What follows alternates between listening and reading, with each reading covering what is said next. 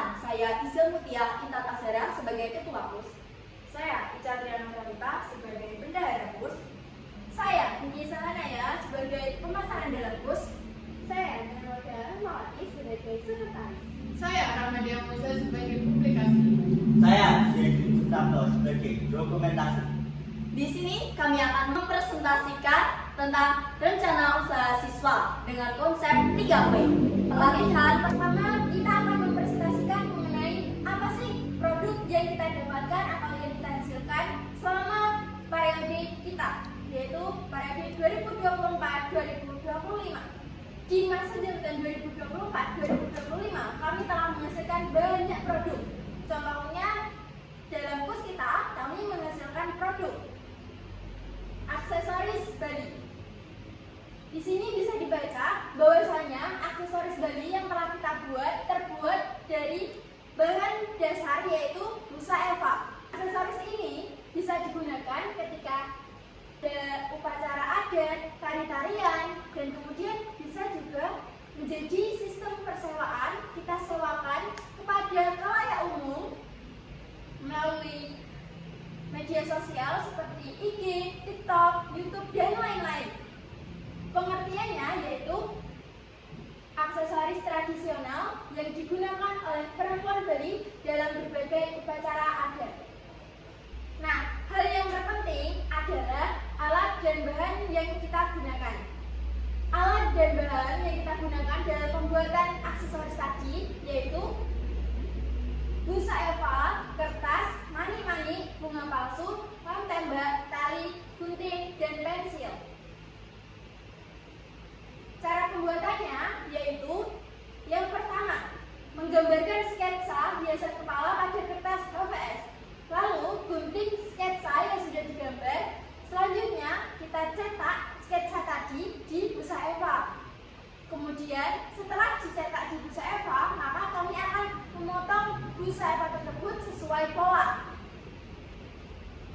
Kemudian setelah terbentuk pola, maka kita akan menempel aksesoris-aksesoris yang akan kita gunakan seperti hiasan mani-mani dan lain-lain hingga terbentuk desain yang kami inginkan. Dalam double track Tata Busana SMA Negeri 1 Denden periode 2024-2025, yang pertama kami akan dibekali dengan suatu pelatihan. Apa sih pelatihan itu?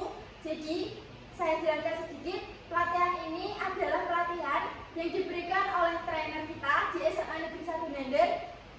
Dari yang dulunya kita tidak tahu apa-apa, kita menjadi tahu dan kita dibekali dengan dasar-dasarnya. Trainer memiliki sebuah tujuan. Yang pertama adalah kemampuan hard skill dasar, di mana kami akan dibekali dengan hard skill dasar, di mana itu adalah skill yang paling dasar dalam tata busana.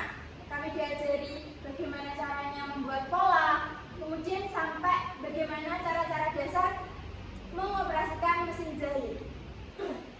Nah, poin pelatihan yang kedua adalah disiplin kerja. Kami didisiplinkan ketika pelatihan kami harus selalu praktek. Dan setelah pelatihan kita harus menghasilkan sebuah produk, di mana produk itu bisa menjadikan kita ada memiliki katalog.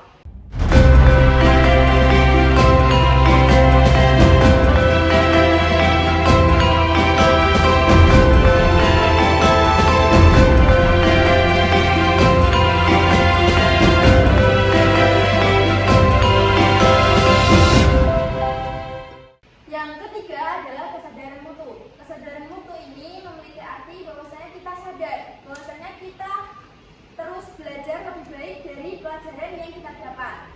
Kemudian memanfaatkan ilmu-ilmu yang telah diberikan oleh trainer dan mengembangkannya menjadi lebih baik lagi. Nah, gambaran kecil dari pelatihan atau tujuan kecil dari pelatihan adalah dengan pelatihan kita dibekali atau dibentuk sebuah fondasi dalam diri kita dengan keterampilan praktis yang kuat, sehingga di SMA Negeri 1 Denden ini siswa-siswi double track-nya dapat dan siap melanjutkan modul-modul lanjutan yang lebih kompleks seperti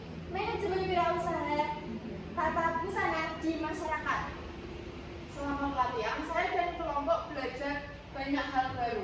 Kami bekerja sama mulai dari menyiapkan bahan, membuat desain hingga merangkai aksesoris menjadi hasil kepala yang menarik.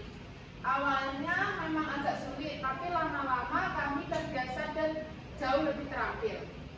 Dari kegiatan ini kami belajar pentingnya ketelitian, kesabaran, dan kerjasama tim. Selain itu, pelatihan ini juga membuat kami lebih memahami proses pembuatan produk sebelum dijual atau disewakan. Sehingga kami tahu bagaimana cara menghasilkan barang yang bagus dan bernilai jual tinggi. Di sini selanjutnya kita akan menjelaskan tentang pengembangan produk. Jadi produk ini awalnya hanya kita lakukan praktik bersama trainer di program Double Track Tata Busana. Tapi karena kita melihat potensi dari produk ini yang kita jadikan sebagai usaha, kita bisa membuka jasa sewa dan juga menerima jasa pembuatan yang tentunya dapat menghasilkan uang. Desain kita kembangkan agar lebih ringan, nyaman, dan menarik, namun tetap mempertahankan nilai dan budaya Bali. Pada awalnya, bahan dasar dari hiasan kepala Bali ini adalah kuningan. Tapi karena kita mencari bahan yang lebih efisien dan mudah didapatkan, maka kita ganti dengan busa Eva. Selanjutnya, pemasaran biasanya dilakukan melalui media sosial pribadi bagus pada bazar yang diadakan di dalam maupun di luar sekolah, serta memanfaatkan kerjasama kita bersama dunia usaha dan dunia industri. Target pasar kita adalah sekolah, penari berpandang tari, dan masyarakat umum yang membutuhkan hiasan kepala untuk acara adat. Oke, untuk yang terakhir yaitu pengolahan transaksi. Di sini kami sudah bertransaksi. Ya, untuk produk yang kami transaksi yaitu aksesoris Bali.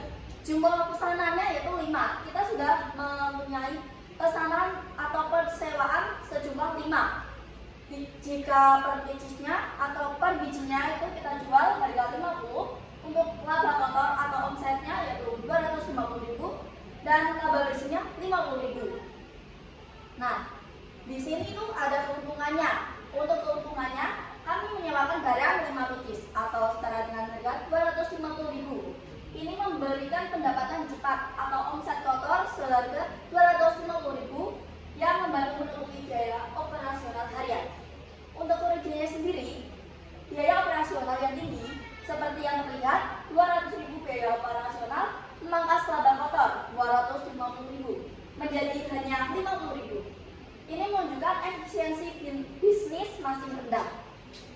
Nah, resikonya jika biaya operasional atau gaji, listrik lebih besar dari pendapatan akan mengalami kerugian bersih atau minus. Selanjutnya, uang hasil penjualan aksesoris Bali dikelola dengan cara memutar kembali modal untuk menjaga kelancaran usaha. Dari total laba bersih sebesar 50.000, sebagian digunakan untuk menambahkan stok bahan baku yaitu manik-manik, busa Eva, lem, dan lain-lain. Sebagian lainnya disisihkan sebagai tabungan usaha untuk keperluan darurat atau pengembangan usaha di masa depan. Selain itu, sebagai modal dialokasikan untuk promosi seperti pembuatan katalog online dan mengikuti bazar lokal agar penjualan meningkat. Dengan cara ini, uang terus berputar dalam kegiatan produksi, penjualan, dan promosi, sehingga usaha dapat berkembang secara berkelanjutan dan keuntungan dapat meningkat setiap periode. Oke, jadi dari hasil pemaparan tadi dapat disimpulkan bahwa usaha sewa aksesoris hiasan kepala Bali memiliki prospek yang menjanjikan karena tingginya kebutuhan dalam kegiatan seperti adat, tari, dan acara budaya. Dengan memperhatikan kualitas bahan, keaslian desain, serta perawatan yang tepat, usaha ini dapat memberikan keuntungan yang berkelanjutan. Kreativitas dan pelayanan yang profesional menjaga faktor penting dalam menjaga daya saing dan keberhasilan usaha. Itulah pemaparan dari presentasi kami.